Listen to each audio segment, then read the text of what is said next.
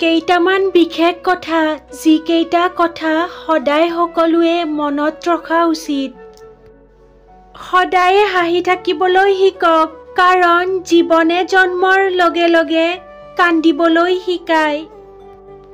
জীৱনটোত যিমানেই টকা উপাৰ্জন নকৰক কিয়, শেষ সময়ত কিন্তু 4 কোটি নহয়, 4জন মানুহে শ্মশানলৈ কান্ধত তুলি আনিব।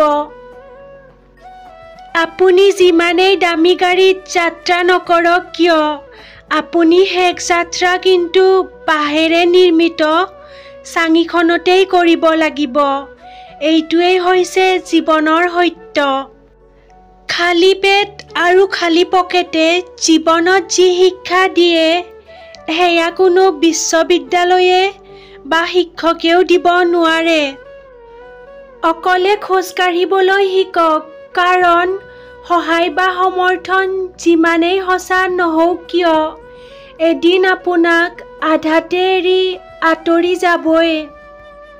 মানুহক মানুহ হিচাপে চাবলৈ শিকাটো অতি প্ৰয়োজন, কিয়নো তেতিয়াহে মানুহৰ ভিতৰত থকা মানৱীয় গুণসমূহ প্ৰত্যক্ষ কৰিবলৈ সক্ষম হ'ম। কোনোৱে কাৰোবাৰ আগত প্ৰকাশ কৰি নিজৰ দুখৰ বোজা পাতল কৰিব বিচাৰে, কোনোৱে এটা মিঠা হাঁহিৰে সকলো দুখ ঢাকি ৰাখিব বিচাৰে।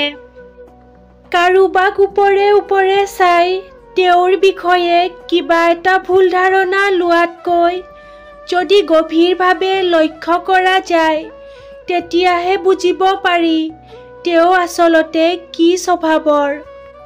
তেওঁ হয়তো আপোনাৰ বাবে জীয়াই থকাৰ এক প্ৰেৰণাও হ'ব পাৰে, নতুবা তেওঁৰ ভিতৰত থকা বেয়াখিনি পেলাই দিলে ভালখিনি আপোনাৰ বাবে এক উত্তম শিক্ষাও হ'ব পাৰে।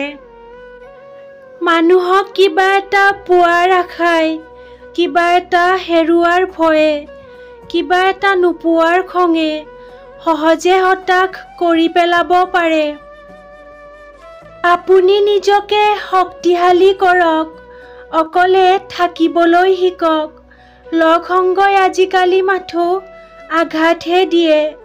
কিতাপ পঢ়াৰ প্ৰতি আকৰ্ষিত হওক, এইবিলাকে আপোনাক শেষলৈ সহায় কৰিব। এনেকুৱা ভিডিঅ' পাই থাকিবলৈ ভিডিঅ'টো লাইক এণ্ড শ্বেয়াৰ কৰি দিব আৰু চেনেলটো ছাবস্ক্ৰাইব কৰি দিব।